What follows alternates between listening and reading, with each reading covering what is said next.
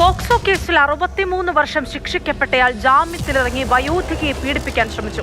കൊല്ലം പത്തനാപുരം സ്വദേശി അനീഷാണ് പിടിയിലായത്. നിലവിൽ 3 പോക്സോ കേസുകളിൽ പ്രതിയാണ് ഇയാൾ.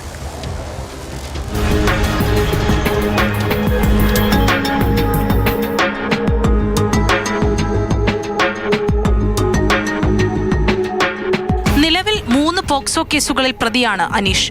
പോക്സോ കേസിൽ 63 വർഷം ശിക്ഷിക്കപ്പെട്ട പ്രതി കൂടിയാണ് ഇയാൾ. ആ വ്യക്തിയാണ് വയോധികയ്ക്ക് നേരെ ലൈംഗികാതിക്രമം നടത്തിയത്.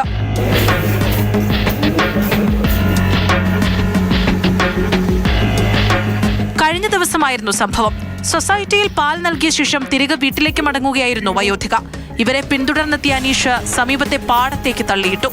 വസ്ത്രങ്ങൾ വലിച്ചുകീറി ലൈംഗികാതിക്രമത്തിന് ശ്രമിച്ചു.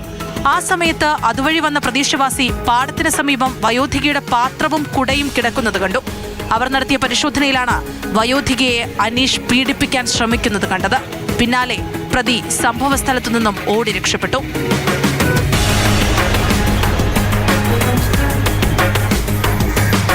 വയോധികയെ നാട്ടുകാർ ആശുപത്രിയിൽ പ്രവേശിപ്പിച്ചു. പിന്നീട് തലവൂരിൽ നിന്ന് പ്രതിയെ നാട്ടുകാരുടെ സഹായത്തോടെ പോലീസ് പിടികൂടി. കോടതിയിൽ ഹാജരാക്കി അനീഷിനെ റിമാൻഡ് ചെയ്തിട്ടുണ്ട്.